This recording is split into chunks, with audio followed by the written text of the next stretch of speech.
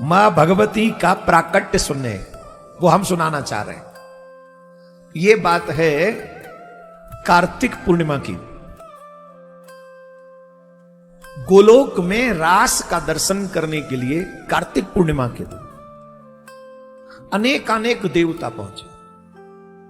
मां सरस्वती, ब्रह्मा जी, शंकर भगवान, नारद जी आदि सभी देवता पहुंचे वहां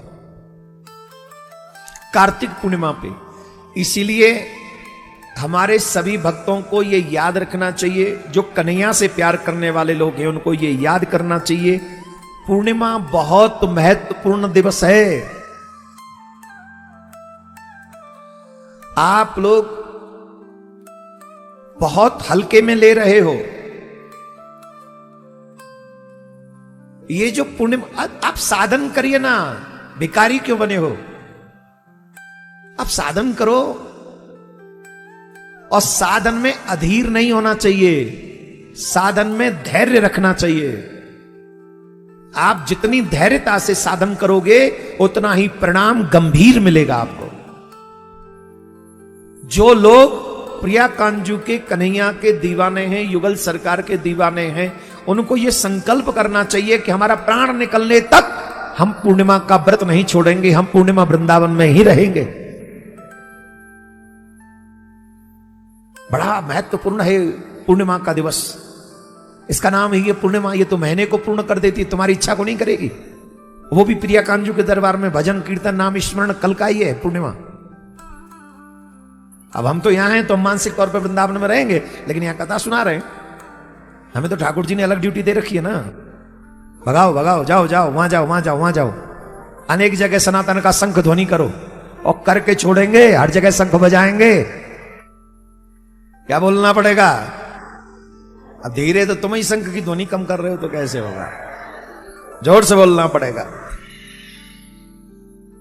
कार्तिक पूर्णिमा पे गोलोक धाम में रास का दर्शन करने के लिए सभी देवी देवता पहुंचे। उस रास में मां सरस्वती गायन कर रही है। कल्पना करिए, जब कोई सुंदर गायन करता है, सुंदर गायन, बेसुरा गायन करे तो भगवान माले, सुंदर गायन करे तो लोग एक ही उपमा देते हैं। वो उपमा क्या होती है? ऐसा लगता है जैसे सरस्वती कंठ में विराजमान हो गई। हाँ या ना? क्या कहते हैं? सरस्वती कंठ में विराजमान हो गई। लता जी थी ना, उनकी प्रशंसा बहुत होती थी। उन्होंने ऑलवेज बॉलीवुड के लिए गाया, जिसकी जो कला है, पर कंठ तो अच्छा था। 2-4 भजन आरती भी गाए उन्होंने, वो बहुत प्रिय लोकप्रिय हुए वो। अब सोचो, अच्छा गायन करने वाले को इतनी बड़ी उपमा मिलती है, तो जब सरस्वती जी गायन कर रही होंगी तब क्या हाल हुआ होगा? बड़ा सुंदर। सब प्रसन्न हो गए, इतने प्रसन्न कि राधा रानी ने अपने गले का हार उतार के मां सरस्वती जी को दे दिया। मां सरस्वती जब गायन कर रही थी तो सर्वेश्वरी राधा रानी ने अपने गले का हार उतार के उनको दिया। ब्रह्मा जी ने भी सुंदर हार उनको दिया। शंकर भगवान ने सुंदर मणियां, दिव्य मणियां, ऐसी मणियां जो ब्रह्मांड में कहीं दृष्टिगोचर न हो, ऐसी दिव्य मणियां शंकर भगवान ने मां सरस्वती को दी। बड़ा सुंदर वहां का उस समय वातावरण था। अचानक से ब्रह्मा जी ने निवेदन किया। ब्रह्मा जी ने क्या निवेदन किया? ब्रह्मा जी ने निवेदन किया शंकर भगवान से, कृपा करके आप भी गायन कीजिए। अच्छा, आप लोगों ने भगवान शिव के तांडव के विषय में तो सुना होगा, गायन के विषय में सुना है? वो समाधि में बैठते हैं, बहुत अखंड समाधि है उनकी, अद्भुत समाधि। उन जैसा कोई समाधिष्ट नहीं, उन जैसा कोई त्यागी नहीं, उन जैसा कोई नृत्यकार नहीं। जब तांडव करते हैं तो ब्रह्मांड में हाहाकार मच जाता है। पर गायन के विषय में आपने सुना? सुना? रास में वो भी गाते हैं। पहली बार सुन रहे हैं ना, शंकर भगवान गाते। हर कथा में जाया करो, कुछ न कुछ नया मिलेगा। ये ऐसे होता है ना कि जैसे कोई सभा चल रही है और कोई दिव्य विभूति हो तो हम उनसे सुनना चाहते हैं, उनसे कुछ। तो कई बार हम लोग भी कई बार जाते हैं तो कहते हैं महाराज चाहे 2 मिनट बोलो, आप कुछ बोलो। अरे भाई सभा कुछ और है, हमसे आप बोलो ना, कुछ तो विचार मिलेंगे। ऐसे ही ब्रह्मा जी ने निवेदन किया शंकर भगवान से, कृपा करिए अब तो विश्वास कर लो, 2 ही हैं महाराज जी, 2 ही हैं। ये साक्षात देवभूमि है, सच्ची ना विश्वास मानिए। कोई माने न माने, देवता भी यहां उपस्थित है कथा सुनने के लिए, देवता भी। वो हमारी पहचान से परे हैं, वो शायद हमारी दृष्टि, ये सांसारिक नेत्र उनको देख नहीं सकते। अद्भुत है। तो शंकर भगवान से निवेदन किया ब्रह्मा जी ने कि आप थोड़ा गायन कीजिए, आप भी सेवा कीजिए। तब शंकर भगवान ने गायन प्रारंभ किया। जिस समय शंकर भगवान ने गायन प्रारंभ किया, उस स्थान की स्थिति बड़ी विचित्र हो गई। कितनी विचित्र हो गई आप कल्पना कीजिए। उस समय युगल सरकार राधा कृष्ण द्रवीभूत हो गए, अपने शरीर से वो जल स्वरूप में बह गए। कैसे बह गए? अब वो अपने स्वरूप में नहीं रहे, दोनों ही नहीं रहे अपने स्वरूप में, और दोनों ही पिघल गए, द्रवीभूत, वो द्रव बन के बह गए। अब तो सब वो जो नदी वहां पर प्रकट हुई उस समय 1,00,000 योजन चौड़ी। कितनी? 1,00,000 योजन चौड़ी और 1 करोड़ योजन लंबी गोलोक में वो नदी का प्रभाव है।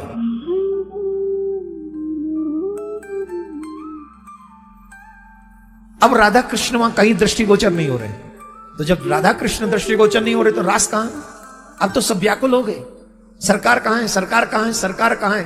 तो जब देवताओं ने पुकारा तो उसी जल में से युगल सरकार प्रकट हो गए। ये सभी रसिकों को श्रवण करना चाहिए।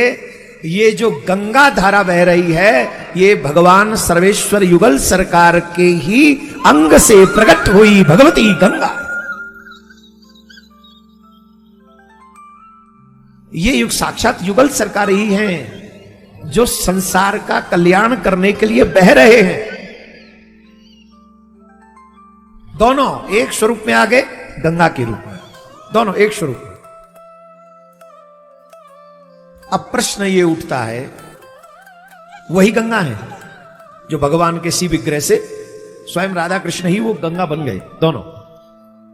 अब प्रश्न ये उठता है कि मां भगवती पृथ्वी पर आई कैसे? अब एक कथा तो हम सब ने सुनी हुई, भागीरथ वाली, सगर वाली, सगर के 60,000 पुत्रों वाली। वो हम बाद में सुनाएंगे, हो सकता है हम आज ही सुना दे, हो सकता है हम कल सुनाएं, सुनाएंगे तो सही वो भी। लेकिन अभी ये सुनो, इस कथा के अनुसार कैसे। एक बार श्री कृष्ण गोलोक में विराजमान थे। उस समय सर्वेश्वरी उस आसन पर विराजमान नहीं थी। उस समय वही गंगा दिव्य स्वरूप धारण करके श्याम सुंदर के वामांग में आकर विराजमान हो गए। कहां विराजमान हो गई?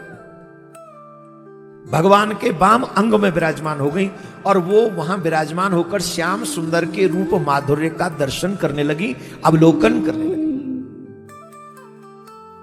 उनके रूप का, उनके लावण्य का जब वो अवलोकन कर रही हैं, उसी समय सर्वेश्वरी श्री राधा रानी का पदार्पण हुआ।